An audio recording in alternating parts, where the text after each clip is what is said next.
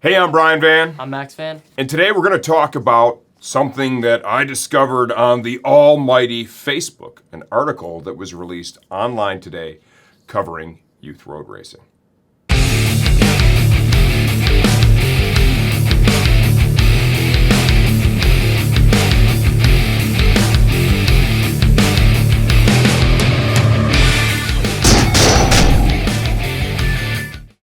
Today, during my morning scroll on the all-powerful and mighty Facebook, got to one of my favorite Facebook groups, the TDJU, and somebody had posted a screenshot of an article that was released today by the absolute motorsport behemoth, right? I'm not even going to say their name, right? It's owned by a big investment company. They own everything.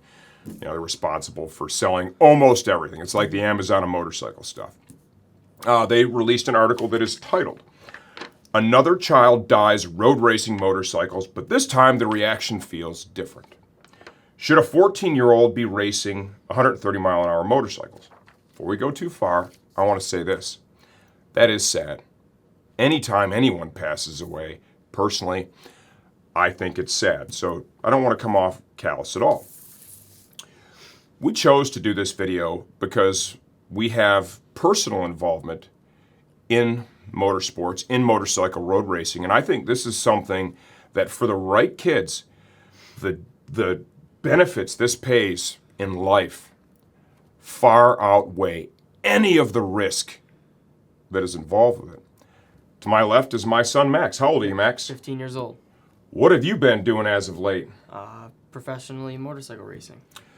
With Moto America here in the U.S., right? That is our professional road racing organization. I think these guys and girls are doing an amazing job. We're actually, as you can see, title sponsoring the class that our son is racing in. When you go to the paddock, and we'll focus now, and it could be the same for Weir, and I'm sure AFM and CCS, all these places. But let's talk about the paddock that we've been in this year, and that's the Moto America paddock. Outside of the couple of really big teams, you know what the paddock is full of?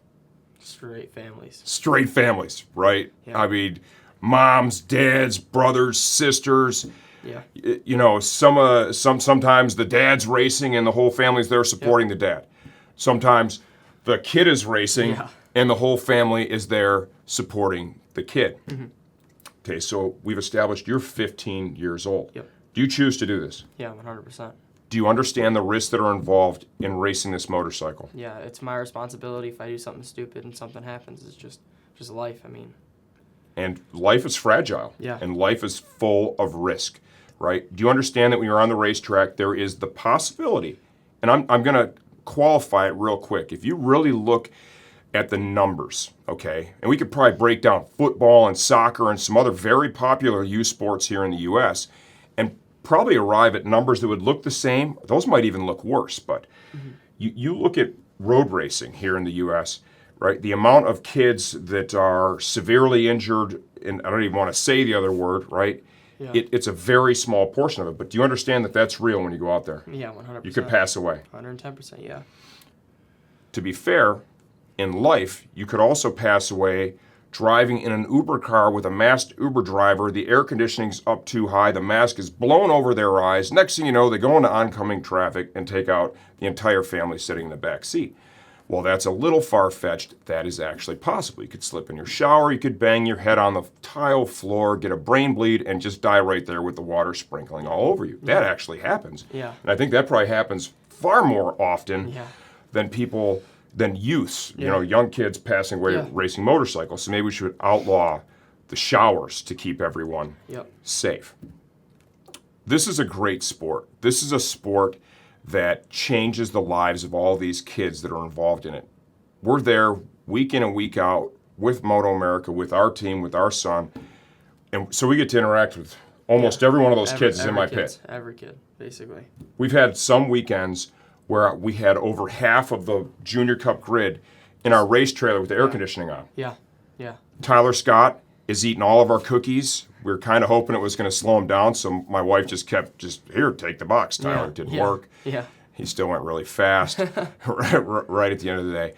So we've gotten to know these kids, and there are some amazing young people, very intelligent, and with maturity levels that are way beyond the age that would be on their ID. I say ID because the majority of these kids, they don't have a driver's license yet. Yeah. Right? I think the majority of that grid is probably under 16, right? Yeah, sort of. It depends, but yeah. At least half. Yeah, at least half.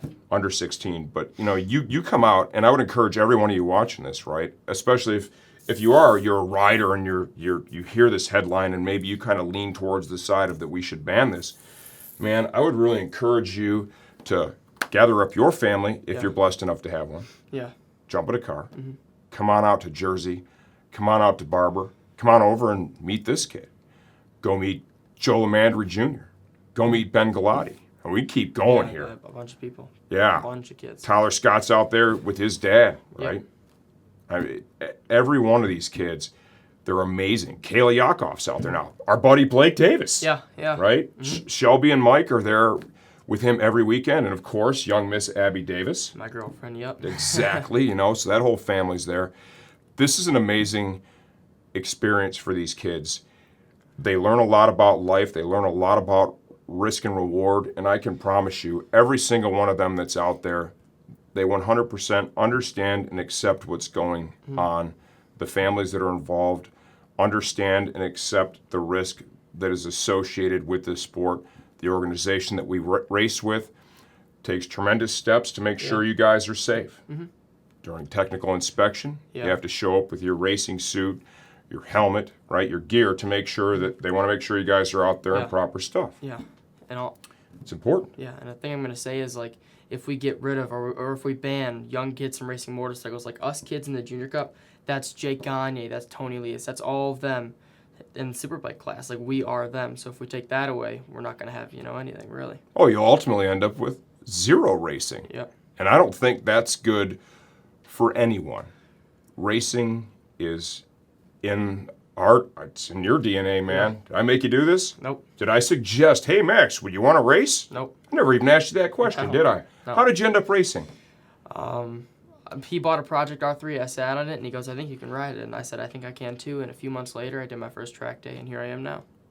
Did I suggest to go racing, or did you ask to go racing? I asked to go racing. I wanted to do it. I mean, I always have, so. When we were was it your second or third track day, and you were taking the race school with Sportbike Track Time? That's who we started riding My with. third track day. Started riding with Sportbike Track Time. And I can tell you, the folks there, they took great measures to make sure that Max had one-on-one coaching. You were 11, going to be 12. One-on-one coaching. You were never on that racetrack without direct supervision, and they were right on top of you. You guys had on special jerseys, so all the other riders knew that this was a very young rider that was out with a coach specifically. They kept eyes on him. I stayed out of this process. Any decisions on whether Max was good enough to be out there or Max was good enough to move up to the next level, those were made by the staff at Sportbike Track Time. Based on how far Max has made it in a very narrow period of time, I would say their staff did a pretty darn good job of evaluating your maturity and skill. Sure did. So on his third track day, when we had the race school, we were going through the race school so we could go to more track days and not have to have one-on-one instruction. He had to be good enough to earn that right. The race school was the avenue by which to get there. At lunch, they had practice race starts. And I only mentioned it to him in passing, okay? He had never even done it. Hey, man, Max is sitting down, probably eating a hot dog. Yeah. Hey, man, do you want to go out and do these practice race starts? I'm just waiting for the no. He goes, oh, yeah, man. I'm like, but, dude, you've never done it. He goes, yeah, I know. Fair enough. Get the kid suited up, get the kid out there on the bike. And I think, did you do 3 or 4? Somewhere around there. And it was funny because I remember I was standing next to my buddy Jamie Hanshaw, right? And I had no idea what was going to happen. I mean, it's on the R3, so I didn't think looping it was possible. Thinking maybe he stalls it, maybe, I don't know. So the STT guys, actually our friend Mike Macera was flagging. Was there. Yeah, Mike was on the line. I think Dave Gray was up in the tower and with the boards, right? The 1 and the 2. And next thing I know, Max smashes a Ducati and a R6 off the line. And Jamie looks at me and is like, what the? And I'm like, dude, I don't know. I can't do that. And then each time he did it, it was the same result. Just kind of came out of nowhere. Racing, I think was just kind of in you. It's something Yeah. that you were probably ultimately going to end up doing, and you did it. Yeah. Youth racing is something we believe in because we've seen the impact that it's had not only on our son, but a lot of the other kids that we have the privilege, the honor and the privilege to interact with on a weekly basis at Moto America. I encourage you all to take a minute and come on out to the races and meet some of these kick-ass kids.